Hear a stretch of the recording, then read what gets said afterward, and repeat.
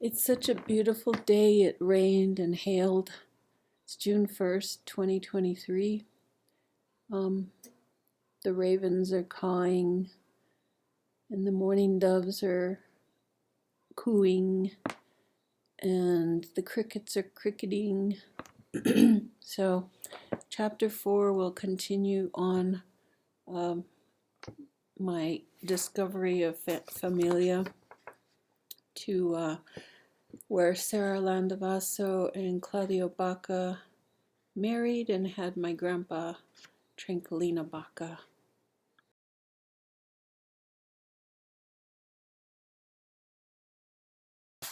What a great mystery you are, Sara. Your father was Don Jesus Landavaso, also known as the Blue-Eyed Frenchman, who took a woman who was Zuni. Your father took two native women and had them as servants or slaves back in the day when Indian women were sold and traded to the Spanish in the little-known slave trade in the mid-1800s in New Mexico. Your Zuni mother was not his legal wife. So who was your mother? I wish I knew her name. I'm glad to have this only photo of you, Sara. Your face is not clear, just as your history is not clear. I learned that you were a rezadora for your community. It is fitting that my mother was named Sara after you because she was also a rezadora, a strong woman of prayer. And you and Claudio, who is seated, had my grandfather, Tranquilino, standing in the photo on the right. And he wouldn't speak English his whole life, probably because he was mistreated as a worker on the railroads and had many difficult jobs working with the gringos in New Mexico. So when I went to visit him, he didn't speak English, so we did sign language.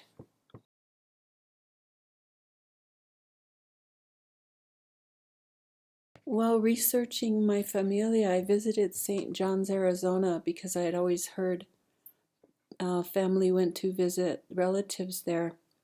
And I found a photo of you, Claudio, on a bulletin board in a museum. You look just like the actor Stacy Keach.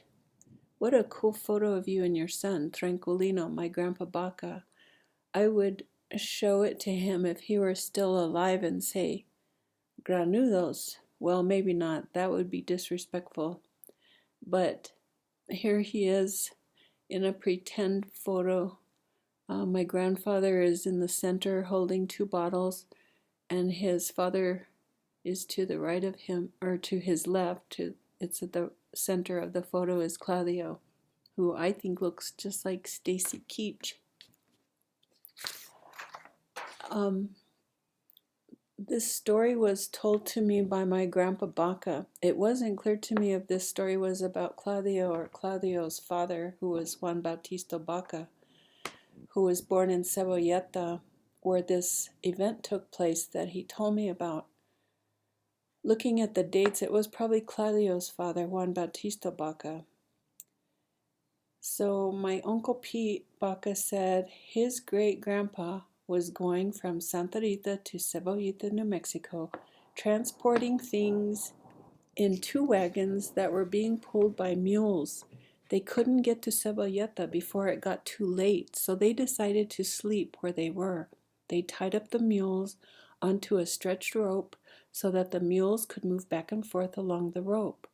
His great-grandpa, my uncle's great-grandpa, which we believe is Juan Bautista Baca, went up the hill to where there was tall grass about 3 feet high. With a sickle, he cut some grass for the mules to eat. Up that hill was a ledge of rocks. Somehow, Great-Grandpa got trapped between two big rocks that fell. Oops, there goes my phone. That fell and pinned his head between them. His head had no visible signs of harm except for a trickle of blood coming out of his ear. He died there, or on his way to wherever they took him afterwards for treatment. My My record research shows that he died around 1869.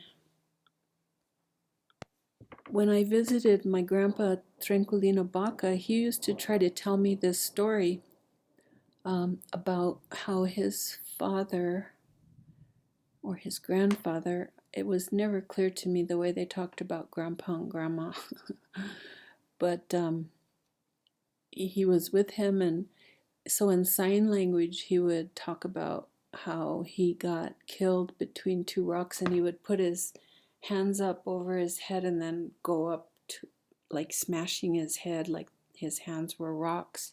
So he used to tell me this story, and it seems so tragic but beautiful at the same time. I mean, it was doing what they do, bringing things from the mountains to their village, probably to a targe from Cebolleta, and feeding the mules tall grass, and the way they tied them in between on a rope in between two rocks so that they could move back and forth while they rested.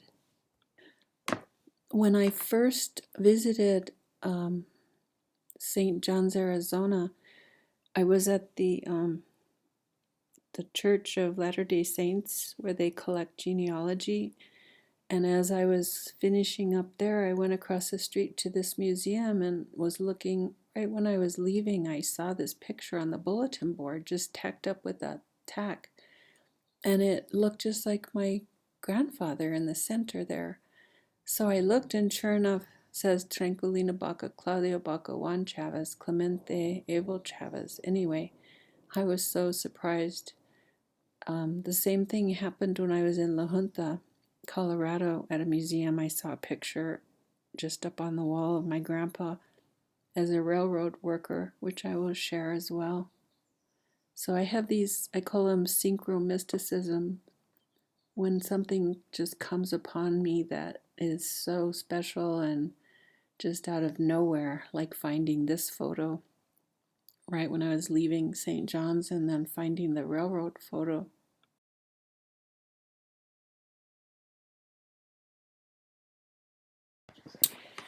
As the thunderbirds come, and the lightning and the hail, had to close the windows. But here's the photograph that I just happened across at La Junta, Colorado. And I had stopped at the museum there, traveling back and forth from Colorado to New Mexico, remembering that my grandpa used to say that he worked in La Junta, and because he knew I was coming to visit them from Colorado, so I would say, I'm coming from Colorado, and then my mom would say, he used to work in La Junta. So when I saw the turnoff off of I-25, I went to La Junta with my husband Larry, and we just wandered into this museum, and I looked on the wall, and I said, oh my God, I wonder if my grandpa's in this picture, because he used to dig ditches, he said, in La Junta for the railroads. And so there's the arrow pointing to him, the blue arrow pointing to him. I was able to pick him out.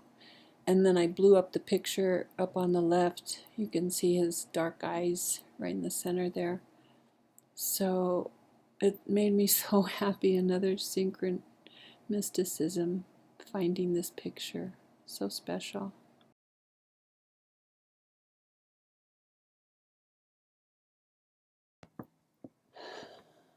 These are my maternal grandparents, Eleuteria and Tranquilino. Grandpa, you hardly spoke any English, but I could still talk to you. You seemed embarrassed whenever I said goodbye, I love you, and kissed you on the cheek at the end of our visit. I later figured out how you didn't trust gringos, and since I was half gringa, that made sense. You must have had bad experiences in your life as a brown person, working for the gringos. Plus, I brought my boyfriends over to meet you, and they all had long hair. Mom said you call them granulos, which I understood to mean shameful, unkept hair, bed hair. I hope you still love me anyway. Grandma, you were always happy to see me and wanted to feed me. Your kitchen smelled like warmth and love and roots boiling in water on the stove. I was intrigued by the room near the front door that was closed off with a curtain. Pictures in frames sat on your altar. These were the dead of the Familia, who you honored and lit candles for and prayed to. When I look at your young portraits, I am surprised at the pinky ring you wear, Grandpa, and how demure you are, Grandma. How sweet and long and happy and difficult was your love. I feel you around me and pray to you for help in my life. You are so strong to have gone through what you had to go through to survive. I love you mucho. Maria Eleuteria de Jesus Fernandez Villalobos Baca. My grandma prayed all day as she sat in the corner bed where she and Grandpa spent their last days.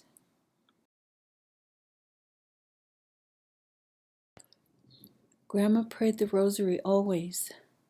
She possessed the power in the generation of prayer, which she did during most of her day. She knew her life's purpose, to be a grace channeler, a rezadora. She lived connected to the consciousness of all who pray, light generators. My mom always used to tell me, "You have hands like my mama." I guess that's true.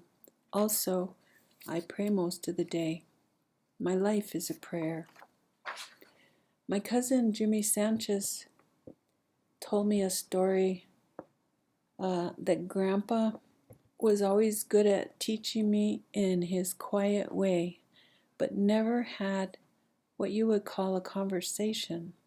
For some reason, on this trip, he wanted to tell me about his caballero days working for the King Ranch in Magdalena. He said he was chasing a young stray calf. When up ahead he could see a ravine.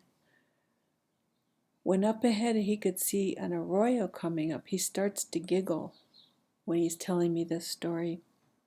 Grandpa said he wasn't the only one that could see it. The calf and the horse saw it too.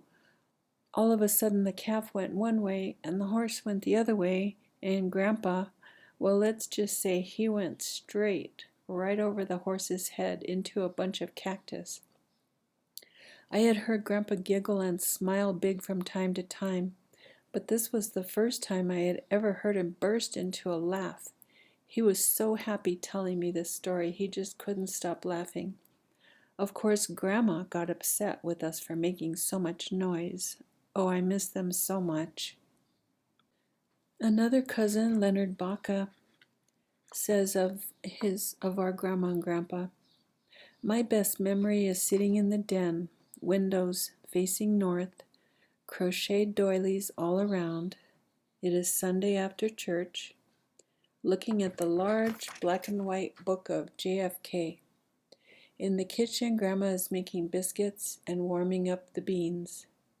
On the table is her soft white cheese. I cut a slice, and she adds a little sugar." Here is another story from a cousin, Raymond Sanchez, and he says, he's talking to me, he says, "Hola, querida prima, glad you answered. I live in Moriarty, east of the city, in the land of ranches and farms. I'll give you this story about Grandma and Grandpa in English. Actually, it's about Grandma. I'll have you know your Grandma was humorous, serious as she looked. You know where she was born, I'm sure. And that was in Ascension in Chihuahua, Mexico. And did you know she almost died at the age of 8 or 9? Anyway, she wasn't really fond of dogs at all. Well, when she was a little girl, she was saved by a little dog she had. She told me that she was out playing and just kept walking and playing with the dog following along. And she came up to a big hole in the ground, a dried-up well. She fell in and no way out. She screamed and cried, but no one could hear because she was way out in the middle of nowhere. That little dog stayed there with her, and the only way they found her was because that little dog barked until just when the sun went down, and they found her. I don't know if I ever told you that before. And Raymond Sanchez continues with another story. He says, by the way, do you happen to have a mata moscas? And that's fly swatter in Spanish. Tell the truth. That grandma of yours was deadly with that thing. And another story, he says, she drove my dad crazy. He put some pig gravel in the driveway when Grandma and Grandpa went to live with my dad. Anyway, he would wonder why in front of the gates in the driveway up to the doorway the pebbles were always cleaned away. So my dad would rake the pebbles back into place to cover up the dirt. One day he stuck around inside and watched Grandma when she went outside. She always liked going out and sitting outside. A little time went by, and my dad saw her get up, get her little broom, and go over and watched her sweep the little pebbles away. Well, he told her that the pebbles were there to stay, right there. The next day she did the same thing. So there they were, going back and forth. I also remember my grandma always sweeping the dirt, and I thought that was so interesting. They had dirt floors at one time in their home, so I guess they probably poured water and whatever they could to make it hard, and then they swept over that. Another story from Raymond Sanchez talks about, he says, she said that when she was young, she met Grandpa and he really liked her. But he liked going to dances and dance with other women, of course, and she would watch him. He would come over and ask her. Sometimes she would say yes and sometimes no. Well, eventually he courted her. He worked in Colorado, so he would go, and when he came back, he would go see her. He would tell her how he cared for her, and she would tell him maybe not, because he worked so far away, and she knew he was at the dances with other women. I can't say for sure, but he did like the dances, so we'll leave that to the imagination.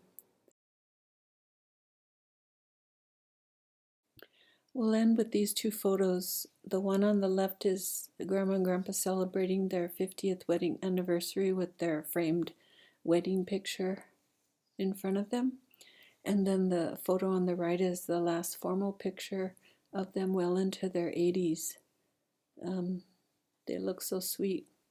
So the last story that Raymond told me, when he was talking about Grandma and Grandpa Grandpa courting Grandma, and he said that she didn't take it serious, him courting her, and so she talked to other men, but she said it was nothing serious with them, until she, in her words, encontré al hombre con que se casó.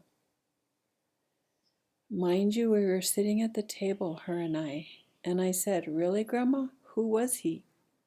In her words, she looked at me and said, pues pendejo. She let out a laugh that I still hear to this day every time I think of this story. Wasn't my fault. She had me so into the story that I wasn't thinking straight.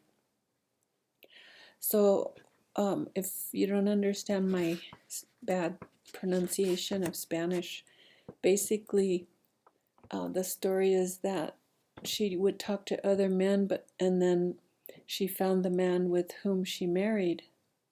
And so my cousin said, really, Grandma, who was he? And then she just looked at him and called him a pendejo. She called my cousin a pendejo because obviously she married Grandpa. And so anyway, she let out a laugh, and she liked to trick people and make fun of people like her grandchildren. And let's see, so I guess that's about it for now. We'll get into more about their history later. I just wanted to share these pictures since we were already talking about my grandpa, and that's the lineage that I was researching. Until next time, thank you.